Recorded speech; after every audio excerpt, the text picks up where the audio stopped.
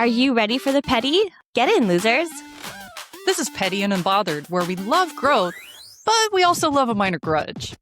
Where we're celebrating your petty parts and breaking down petty pop culture. I'm Robin, a multi-hyphenate creative. And I'm Lora, aka TIta Lors, a licensed marriage and family therapist. Come sit with us. Hello and welcome to Petty and Unbothered. This is Robin and What's Lora. up? What's up? How's your heart today, Lora? Sorry, I just bit into a cracker. I just bit into some cheese. How is my heart today? It is. So I've been in recovery from being sick because having children, there's cesspools for bacteria. Petri dish. Especially if they go to school or daycare or whatever. It's over. Yes, the little petri dishes. It's gross. Yeah. So I've been recovering and I got a watch, the Google Watch or whatever, and it keeps telling me that I'm stressed out because my heart rate is so much higher than it usually is because I'm having a hard time breathing. Oh no. Yeah. That's usually what I don't like being sick because when I get sick, it ends up turning into like a respiratory thing every single time. So now my watch thinks that I'm stressed out all the time mostly because I can't breathe and my heart rate is increasing. So my heart Your is literal stressed. heart, yeah. Yeah, my little heart is stressed. Oh. But I think I'm in a really feel good place. We just finished that recording. It ended in a really great heartfelt place, I think, for me. So I'm still riding the high of that. Yeah. And we've taken a break because, I lost my dog, I got sick, taxes. Oh my God. What more? I know. It comes in 3, so that's 3 things. Hopefully that's it, right? Yeah. And I'm just happy to get back into the swing of things with you and recording again. Yay. Yeah, me too. I'm like really, really stoked on it because I was really missing our little ritual of recording and chatting and all that good stuff. So yeah, same. I would get like midway through the week and be like, I'm just gonna text her randomly. I have nothing to say. Yeah, no, I feel you. I experienced the same. So I think I might have said something just random to you as well. So yeah, just have some kind of an interaction. Yeah. But yeah, I'm good. Except I guess there's something in my eye, which is why I keep messing with it. Yeah, we're good. Okay, cool. Yeah. So how are you? How's your heart? Oh, Sorry, I didn't even ask you. It's all good. My heart's good. I'm still riding that high as well from the positivity that was just radiating from the podcast, our last one. And so I'm feeling good about that. The sun is out, which is great. The weather's been so peculiar lately. Yeah. So yes. Has it been like super hot and then like storming? Yes. Yeah. Yeah. There was actually like little snowflakes this weekend too. No way. Yeah. Like so I went to Montreal, which I'm speaking of riding a high, Yes. and I'll have more stories about that. But I was there from Thursday to Monday, and it snowed there a little bit and rained. Wow. Yeah. And then when I got... It's like almost May and it's still snowing. I know, right? Yeah. There was this really light blanket of white. It was just so random. Yeah, seriously. And then when I returned to the city, there was like little snowflakes on the way home.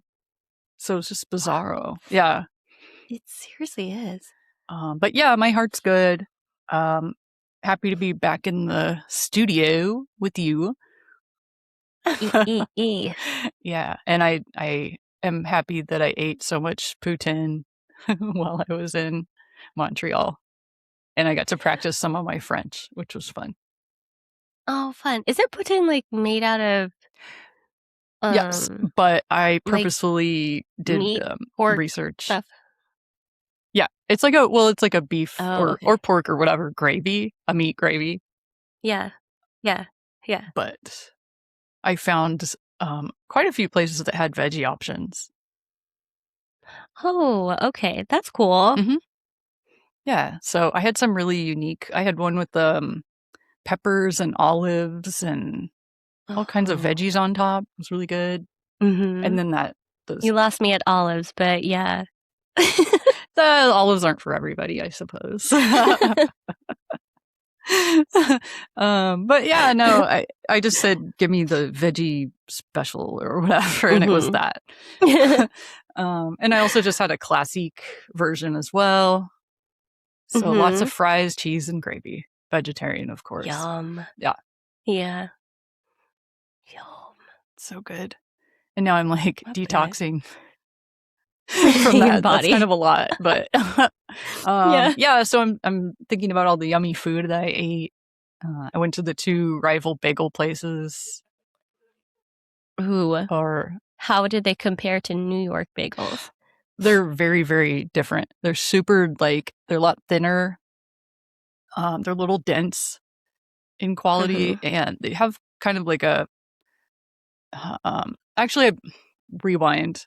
So I've been to the 2 rival spots in past visits, but this one I just went to the Fairmont bagel place, and it had like a little bit of like a honey taste to it.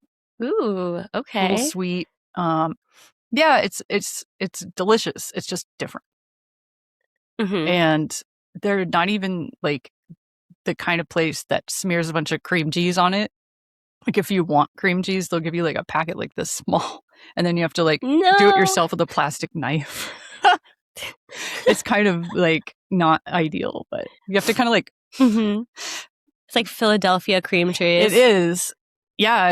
And then you have to like rip the bagel in half and like do it Oh yourself. It's just kind of no. like not Uh-huh. not the best situation, but overall, of course Mm-hmm. I enjoyed it. So Mm-hmm. good Yeah. stuff. I'm actually so excited for where I've been complaining because there's not like good bagel places here.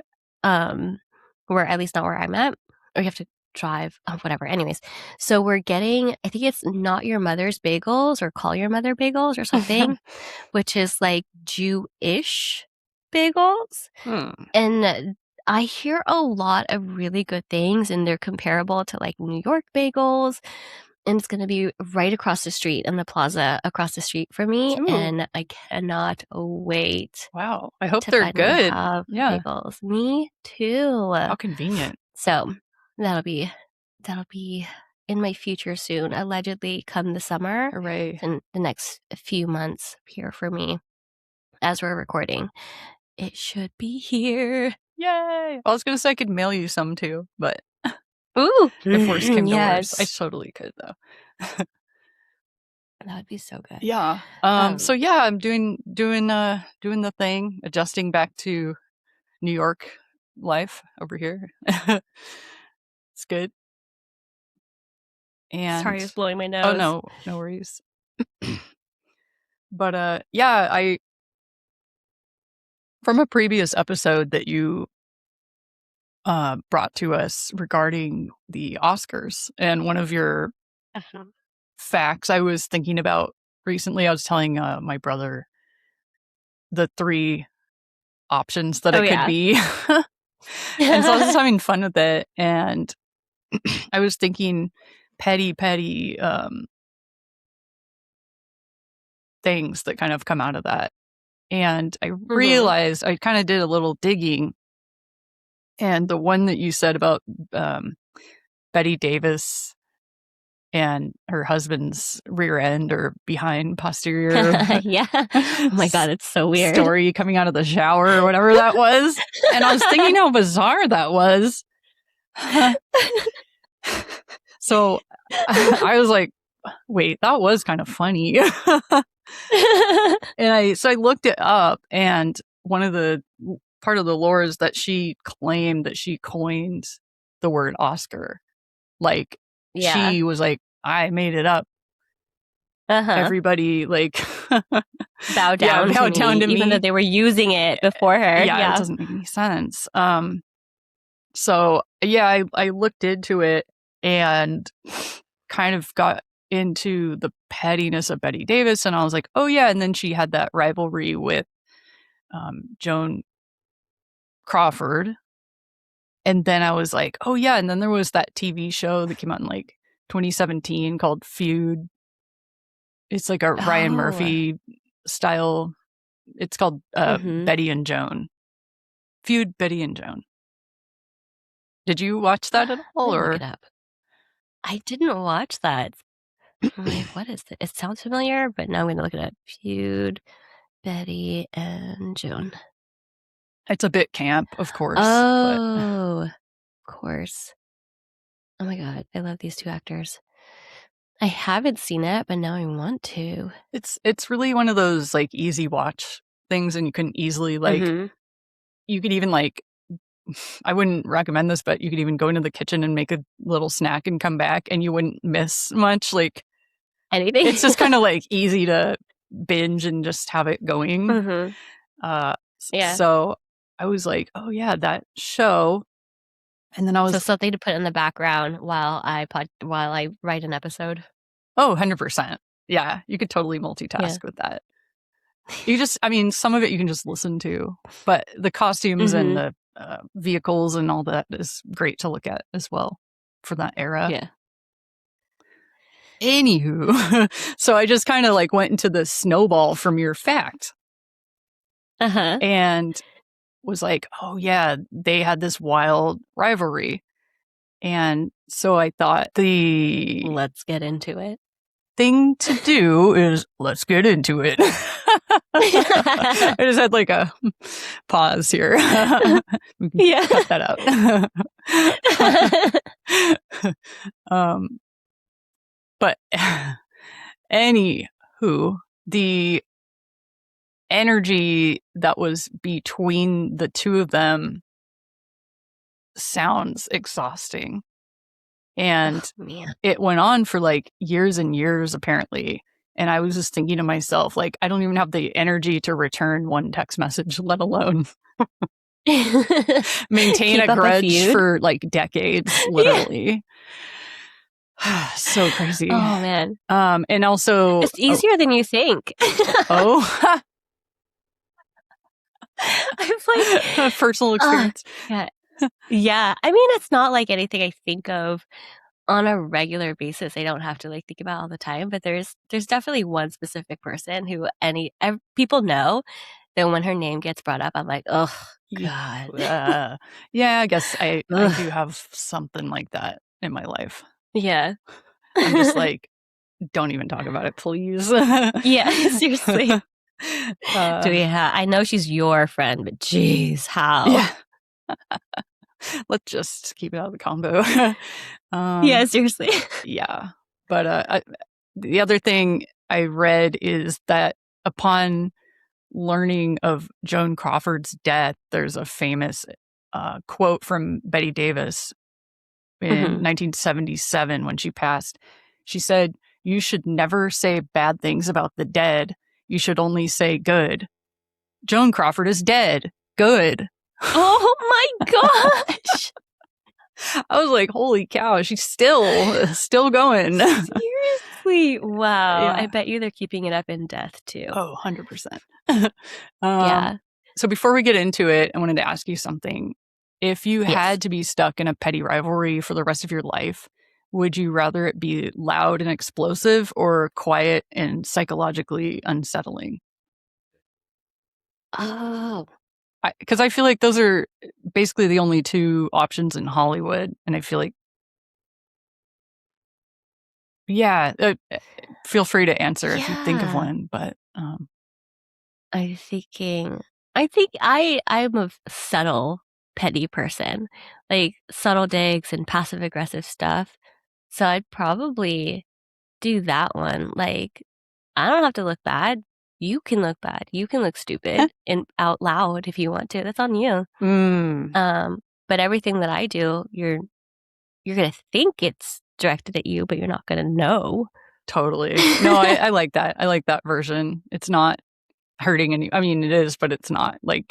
It's not so loud that other people experience it too, maybe. Yeah, exactly. Like, I don't want to make myself look stupid just because you suck. True. You make yourself look stupid. Yeah. But I feel like this story got me thinking too, like Petty used to have like craftsmanship. Like Yes. there was like effort to it, and now it's just subtweets. Or back then it was like emotional warfare, and now not so much. Yeah. Back then it like really made you, it got under your skin and you're like, did what? Yeah, absolutely. Lived with you. Yeah. And there is a very subtle art to it now. Or back then there was and is. Yeah. I still right. Yeah. Yeah. Like if you do it right, it's an art form. Being petty is an art form, Indeed. I think. No, 100%. But I think people are just very much like for the quick like clapbacks and stuff now. Yeah. And not the kind of insidious things that really like that slow burn live with you. Yeah, for the rest of your life. Yeah, totally. But yeah, so basically today I wanted to talk about Joan Crawford and Bette Davis and their celebrity feud. I think Yay. And for those who don't know who these two people are, do we get a background history? Yeah, so essentially they were like top of the game, kind of it women at the time. And they were both kind of aging around the same time, same era, where studios were changing things and they weren't getting as many roles. They basically just kind of aged out of the situation, I guess you could say. But yeah, they were in a they were both top tier Warner Brothers actresses. But as I was mentioning, their roles became limited, and women, even back when they started, women were constantly ranked against each other, and there was not as much room for leading women as you can imagine. And also the competition was basically built into the job. So I think before anything personal even enters the conversation, it's like an already underlying feeling like, is there enough space for both of us? Especially at the top. I imagine that it got worse like after the Academy Awards. Oh yeah, I have some stories to tell you about that. So so excited. Yeah, okay, let's go. But yeah, I mean that's like a really general. I feel like I could have just gone into hours about their careers and different things, but this time I'm keeping it a little bit more towards like the petty element. And maybe we can I mean, this one was hard because there were so many different avenues I could have taken. But I could that would be like days and days long. Multiple episodes. Yeah. I don't know if you know the no more wire hangers of it all. Yes. Oh my gosh. You unlocked a memory. And what movie is that? It's Mommy Dearest.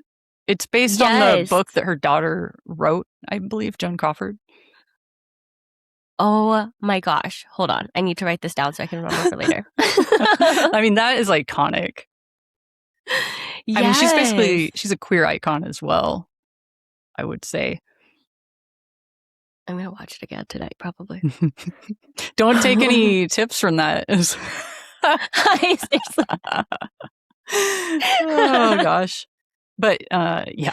It's very, very interesting life they both had.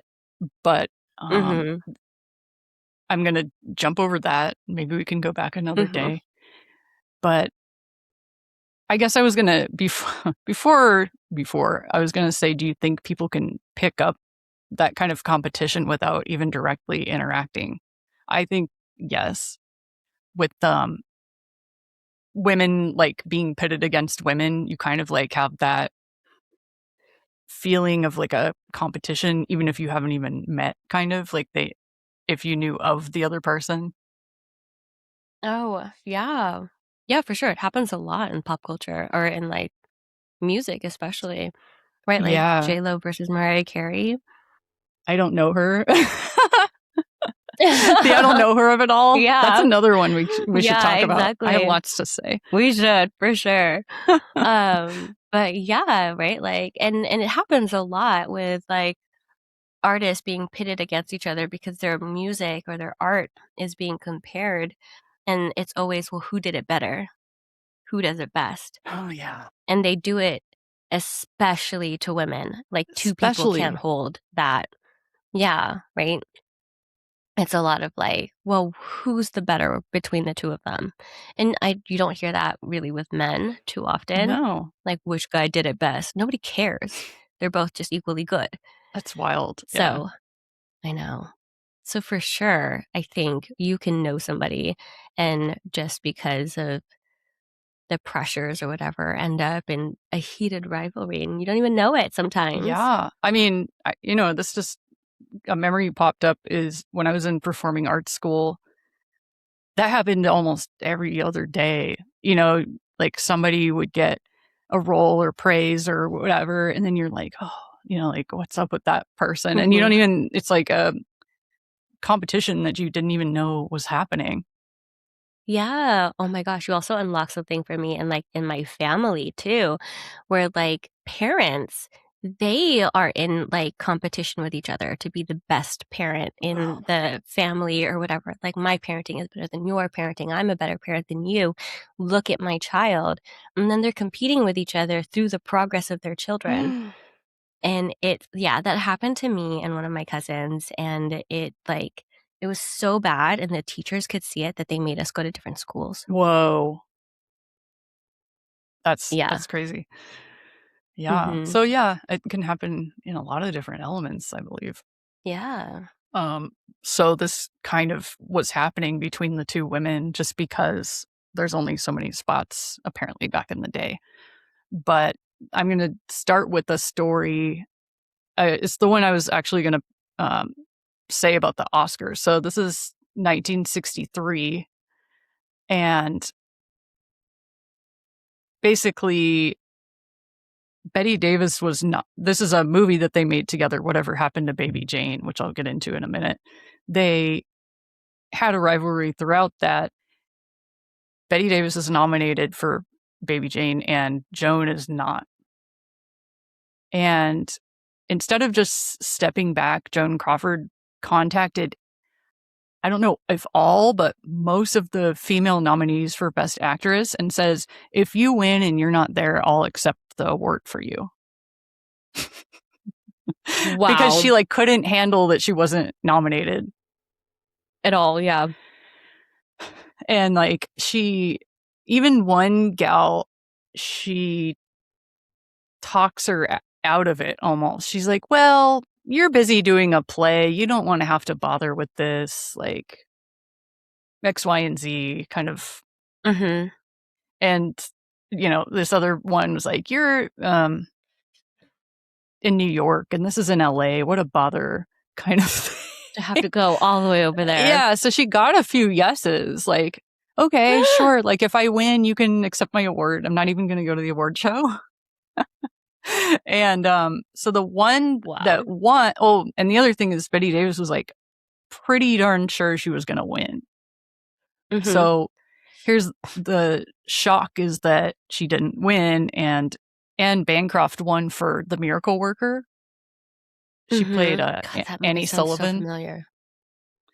It's well, Patty Duke. Oh yeah, so Patty Duke played Helen Keller in that movie, and she did an amazing Okay, job. yeah. That's exactly what I thought it was. Yep. Yeah, and so she kind of felt like she should let her shine, and so that was part of the reason why she was Hmm. like, "Yeah, accept the award for me." So basically, Joan got on stage and did this like she read her speech, but she was almost acting like it was hers, kind of.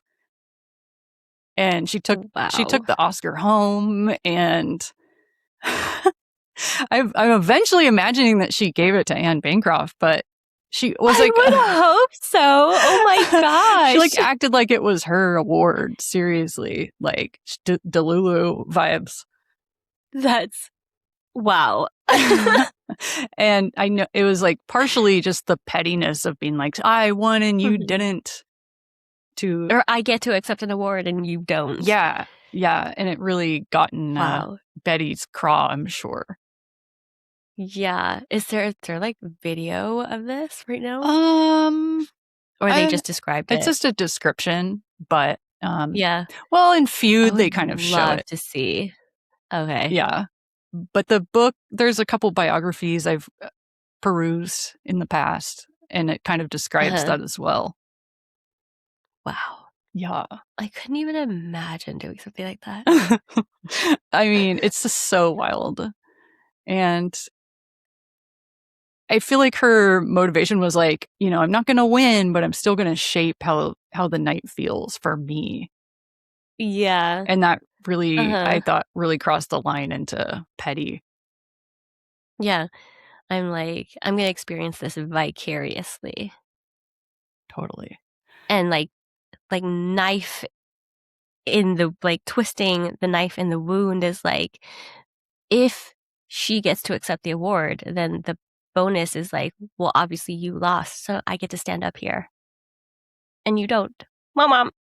Yeah, it's just, I couldn't like jump over that. It was just like so crazy. Mm-hmm. I feel like this episode might just be me bringing you two women who desperately needed therapy in 1962. Seriously. It's like, all I could think of was like, Lora, help them. Please come in my office. Yeah, let's talk about jump in a time machine. Why do you need this so much? What part needs validation? I know, right? So yeah, back to the kind of description of what was going on. If you, dear listeners, readers, publicists, so Joan Crawford was an extremely controlled image focus, like curated public identity type person, like very buttoned up and worried about what people. Did she have like OCD? I think so. I'm pretty sure there's some of that. Don't quote me, but yeah, don't quote me either. I'm not the one diagnosing her. I'm just trying to remember from watching Mommy Dearest. That was like a long time ago for me. Yeah. But I feel they definitely give like OCD vibes. I think, well, yeah, I could imagine. I mean, she was like really particular about things. So it could have been like an undiagnosed thing. Possibly. And yeah. honestly, they were both women were full on alcoholics. So that doesn't help either. Yeah. Yeah. Like very irrational alcoholics. But yeah, so it probably goes along with her being buttoned up and just kind of like just so about things. And the polar opposite was Bette Davis, who was very like intense and blunt, and she wasn't interested in making anyone comfortable when she spoke. Like she would give these really kind of aggressive answers in interviews and things. So there was already, I feel like that. Yeah, I mean, like get it, girl. Especially in that day and age, I'm sure she had a right to in some ways. Yeah. But yeah, isn't Bette Davis Bette Davis the like pinup poster girl? Was that her, or am I thinking about someone else or something else? She might have been, because she was like pretty like glam back in the day, but I don't think it's probably not who you're thinking of. Maybe I don't know. Like with the handkerchief in the hair, strong arm image. Oh, was that Rosie Bette the Davis? Riveter? Yeah. That's, I mean, I don't know about that one, but let me see. Bette Davis pinup girl. Oh yeah, she definitely did some poses like that. But I don't know if she did a Rosie the Riveter picture. Okay, no, never mind. I think you about somebody else. Okay. All right, no continue. problems. So one was very button up and polished. Yes. So the other one was like, yeah. So one was get what you get. Yeah, like I can speak my mind. I don't need to make anybody feel Mhm. comfortable.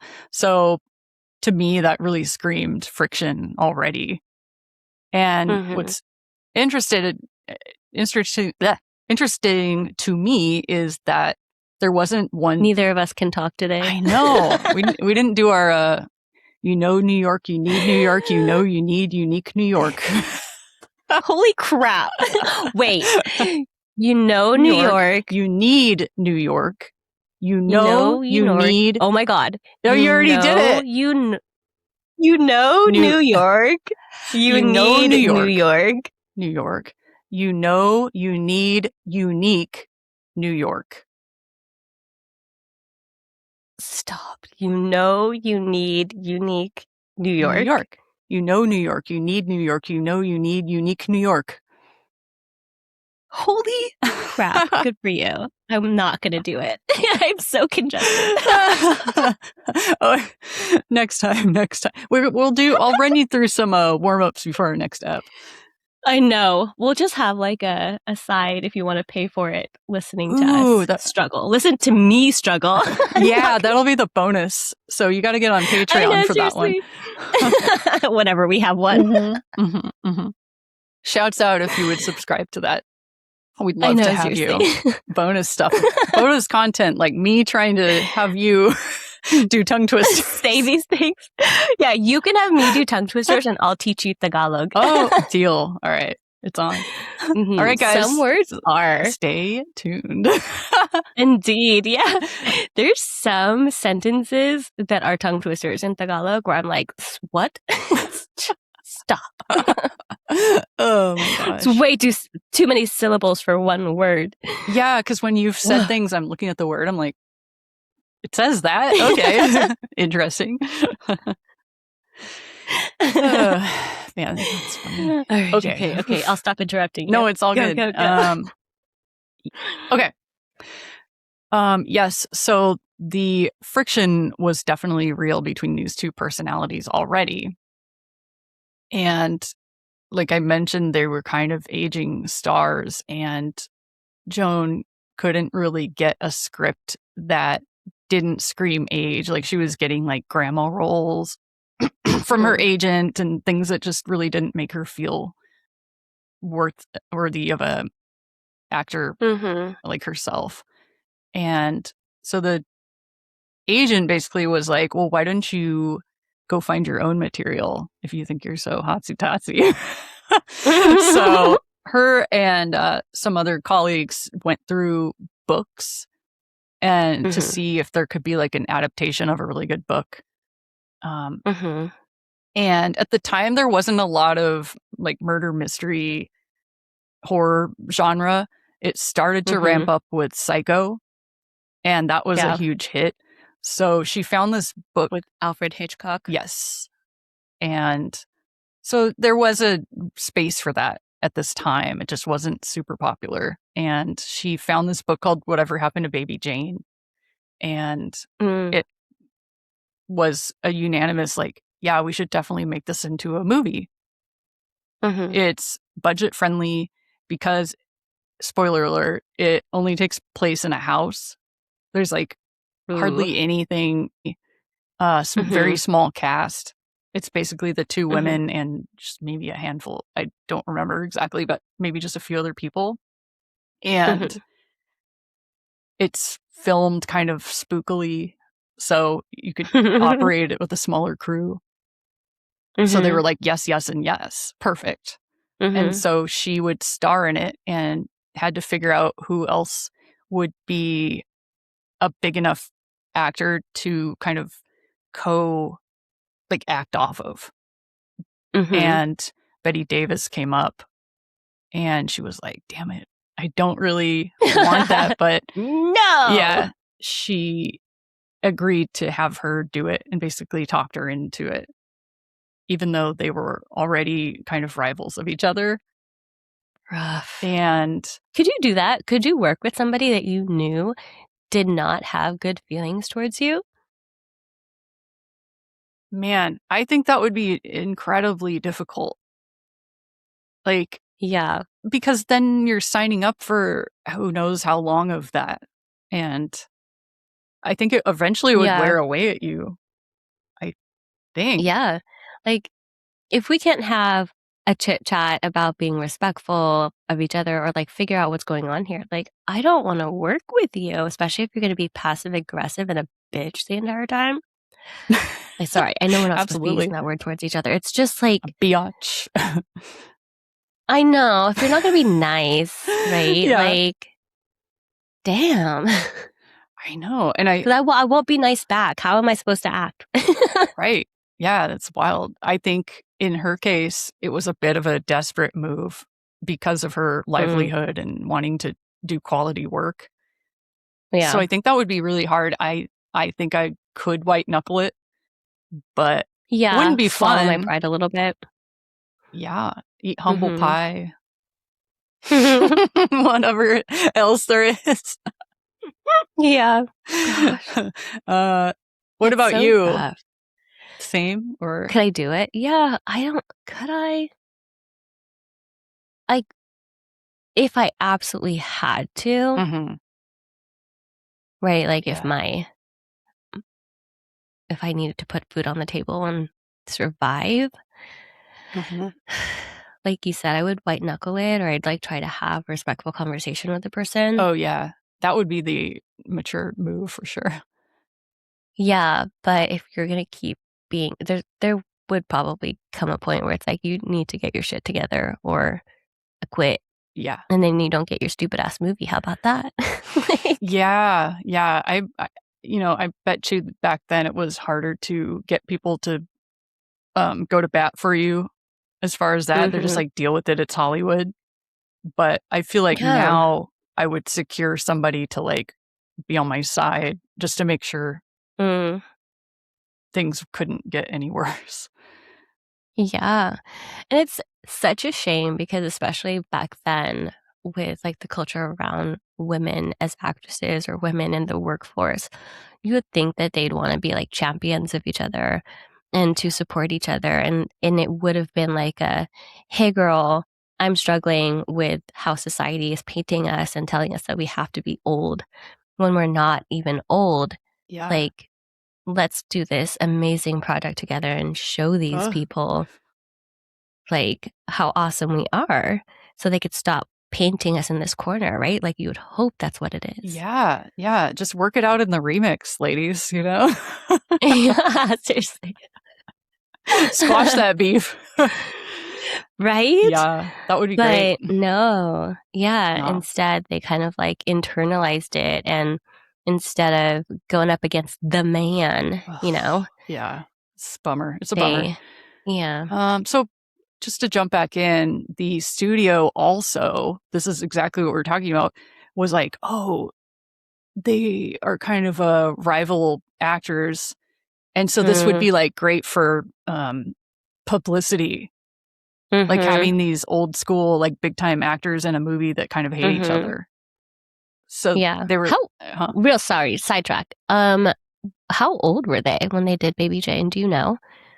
you know, I think I wrote it down Sorry, and I I don't, asked no, a no, no, no, lot no, of no, no. questions. You asked the greatest questions. Let me just Google it. Maybe we can cut this out too.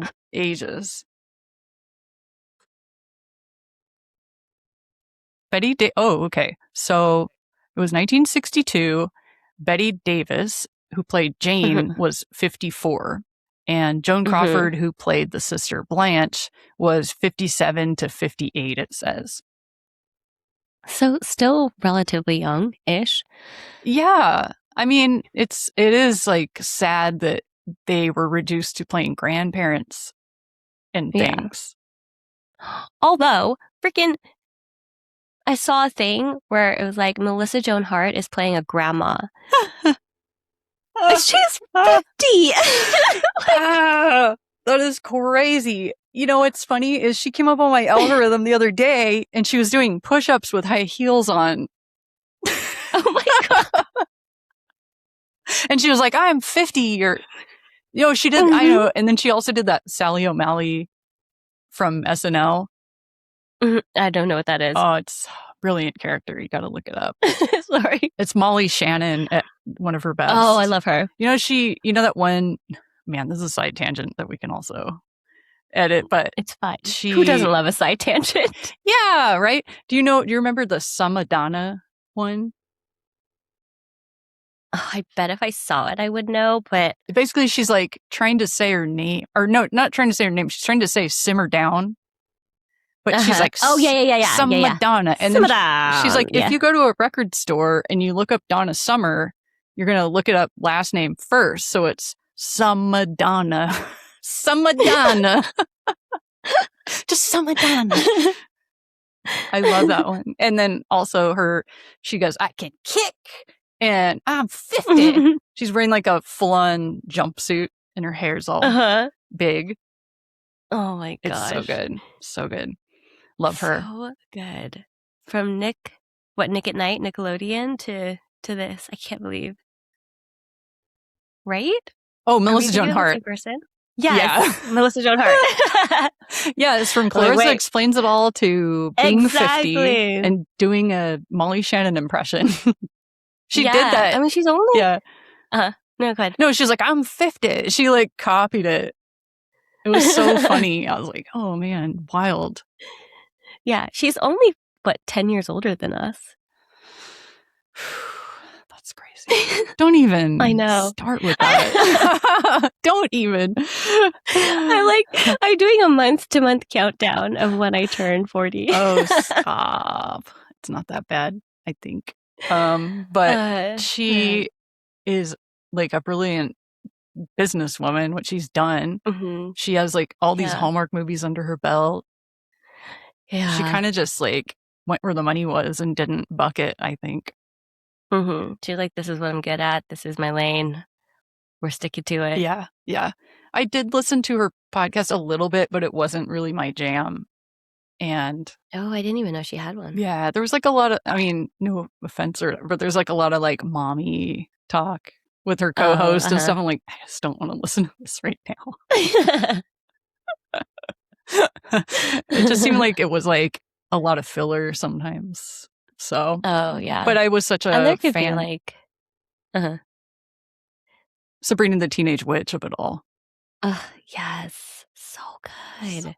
Iconic. Nostalgia. Seriously. Yeah. All right. Back to these alleged grandmothers. I mean, I guess like late 50s. Yeah. Late 50s is, well, no, I'm not. Stop.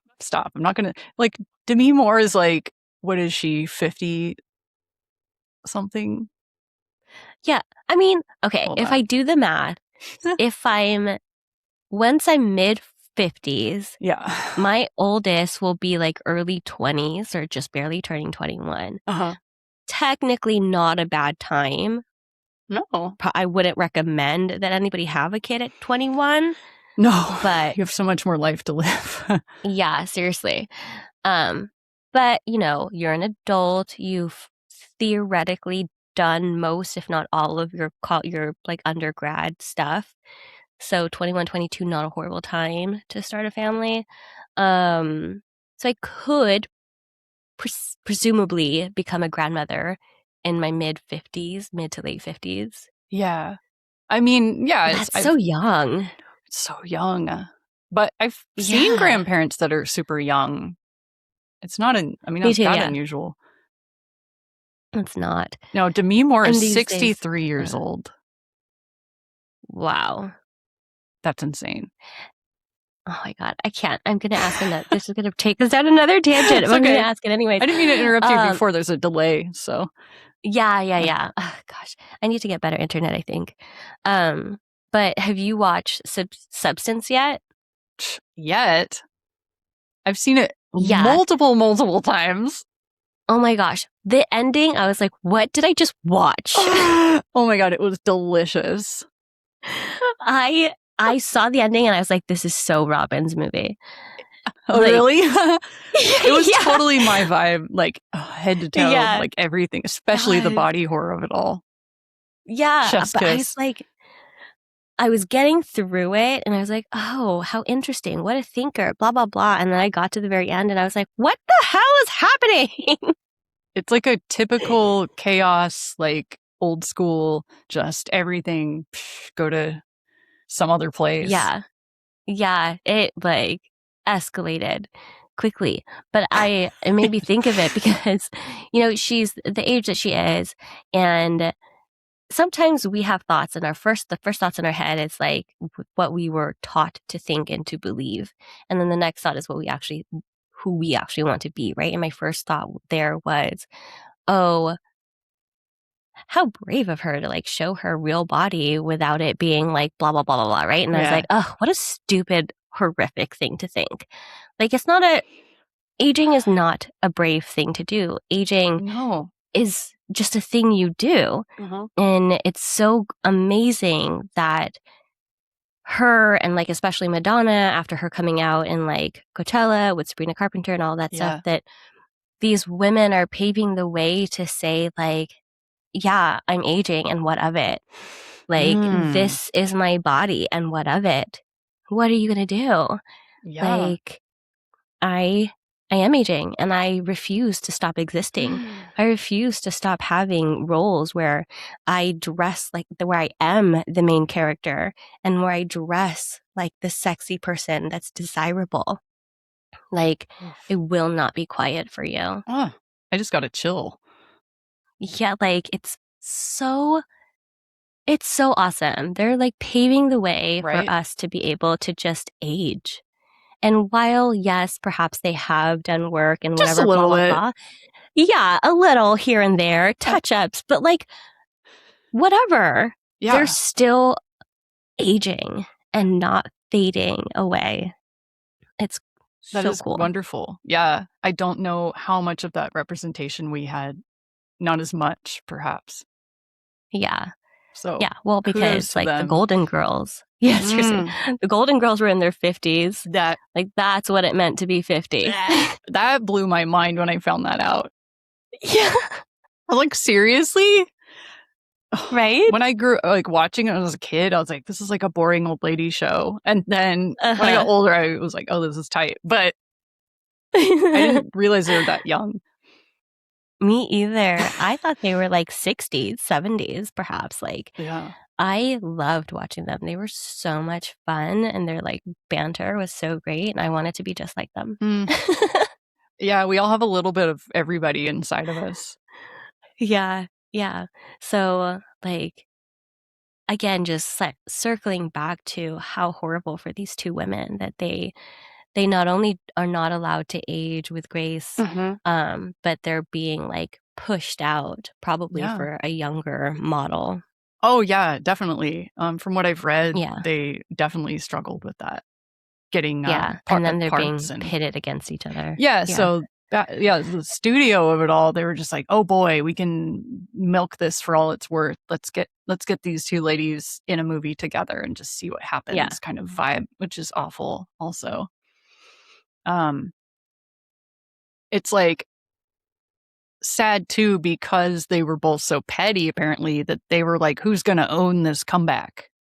And it turns into something bigger than tension because it's a story that everybody's watching. Like, I think in the paparazzi, there was starting to be some stories kicked up, and just wasn't very wholesome. And so I will bring up another petty story that I found was interesting. Is there's Joan becomes deeply associated with PepsiCo after marrying the chairman of Pepsi. So Pepsi became, this is before branding deals and things were like at the forefront, I would say. Pepsi became part of her identity. So she'd be seen drinking Pepsi all over the place. Wow, she was an influencer. Right? Yeah, that's what I mean. And she would have, actually what's really crazy, and I don't know if this is 100% true, but from different sources, and also in the TV show, she actually had a Pepsi machine brought to the set so people could have Pepsi. Yeah. And hardcore influencer. yeah, and she'd have Pepsi in her dressing room, and she just put it like all over the place. Like, look at me, I'm so fancy about. I'm married to a soda person, and so the pettiness part is that Betty Davis was so annoyed by it. She's like, stop it, I don't care. And she made sure that her dressing room had Coca-Cola all over the place. That's so fun. Like she had almost like a ice chest thing of just Coke. Like boom. Coke, yeah. Like, you think you're so soda? I'm soda too. And I was like, wow, how petty to like go out of your way to align basically with a brand, counter brand you. Yeah. Like without even saying anything. And then it just kept escalating on set, and reportedly during filming, everything got so tense that they stopped speaking to each other directly.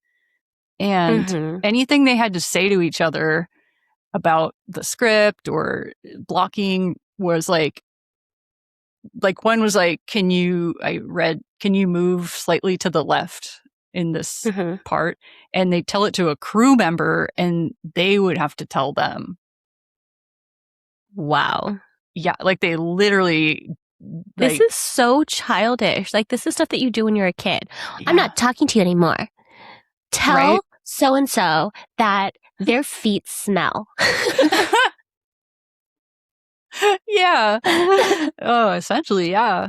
But yeah, I guess they were like, could someone tell Miss Crawford this? And I just, wow, I thought that was pretty insane and childlike, like you said. It is. So my question about that is, do you think that silence is more intense than arguing? Yes. Yeah, that's what I thought too. Yeah. Silence says, and I think we've said it before, right? Like, silence is very loud and it says a lot. Yeah. Yeah. Especially in this context, because they knew it wasn't even like, what's the deal, or what, why aren't you talking to me? Yeah, and I also think what makes this interesting is they didn't just dislike each other. They maintained this rivalry for like years. And at some point, it became lesser about the original conflict and part of their identity. Like, people saw them as kind of bitter rivalry people. And it just didn't have to be like that. Like we were saying, they couldn't have worked it out in the remix, but apparently not. And I guess I was just wondering, what do you think each of them was actually trying to protect emotionally? And follow-up question also, like, at what point does competition turn into fixation? Oh, gosh. I wonder, obviously I can't know for sure, but there's a lot about like, and context clues and the times and the era and all of that. Yeah. But their worth and their value, I think. Like, they came in simply, a lot of people from the stories that I've read, like, you got roles simply because of your looks. Whether or not you actually could act, debatable. Whether or not you actually did have talent, debatable.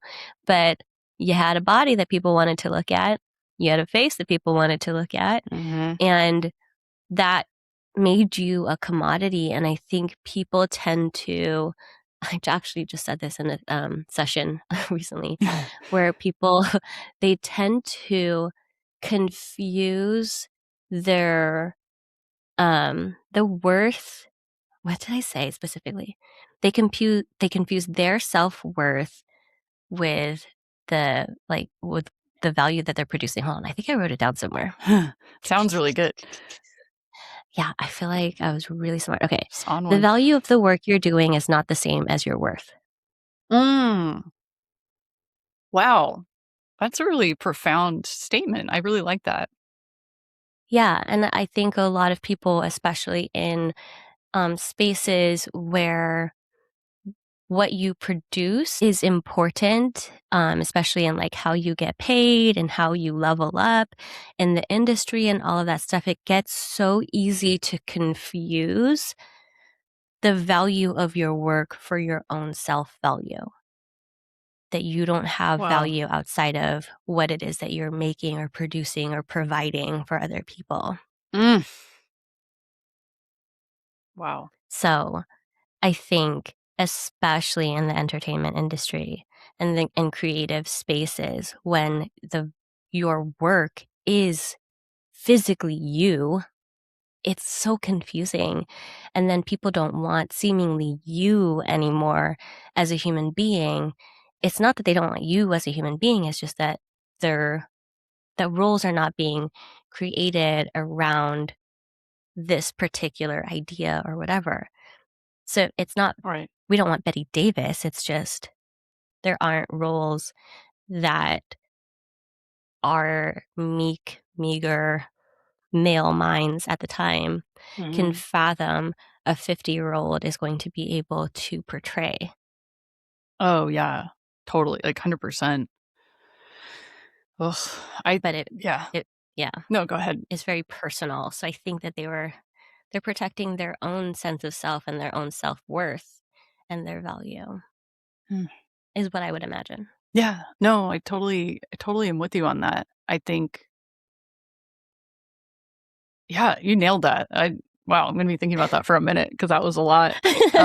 And then just with the other question, I'll give my 2 cents about it. The one about Yeah. competition turning into fixation Ooh, is yeah. I feel like, at least in their situation, the attachment to being angry at someone can almost feel like Yeah. comfort over a time because you're like conditioning yourself to Mm. like have that feeling, like that Mhm. tension within or whatever it is, that Mhm. connection with another person that's not exactly a happy connection can be like a fixation that you're just Mhm. prone to attach to. So Yeah. I think that's definitely a thing that competition can turn into, and just by being Yeah. attached to being angry. Yeah. Almost like comfort. Like, who would I be Yeah, if I wasn't angry with you? right. What Yeah, would it be like if we didn't have this tension between us? yeah, totally. And Yeah. so that just about does it for the questions I had on this story. But I also wanted to bring in a little tidbit that I thought, now, this is almost a hearsay thing that the crew brought up, but it's never been like a Mm. credible source. But basically, apparently during the filming, it got so intense that at one point Betty Davis actually kicked Joan in the head.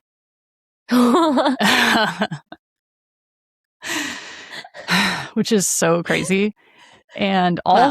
also, Props on flexibility, though. I know, like, That's not I easy to do.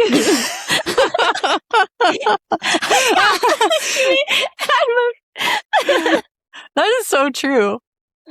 See, you can be any age and still kick somebody in the head. Exactly.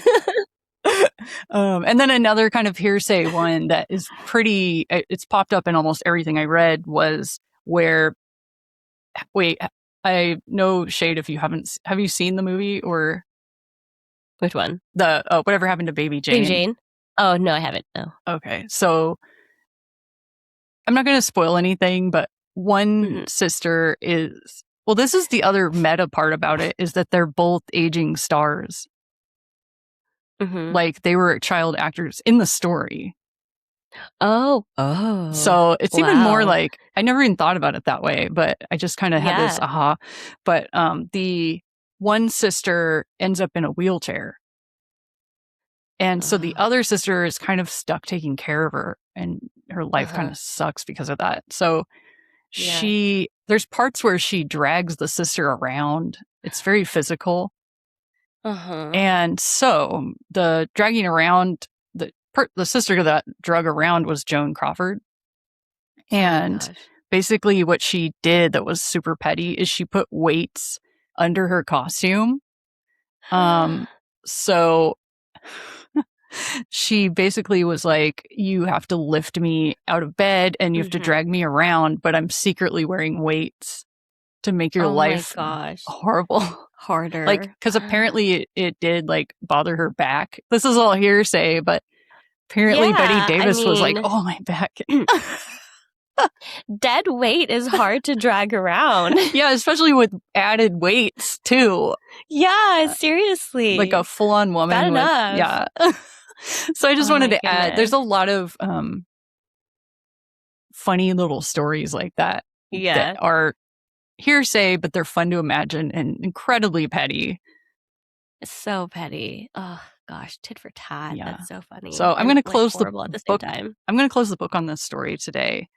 Okay. Some more may come up, but I just think this is one of the ultimate petty situations I've. Rivalries. Yeah. And the funny, like I told you before, it all came from your Oscar fact, and then I just kind of like extrapolated on it, and it really gave me a great. I was like, how could I never think about this? So petty.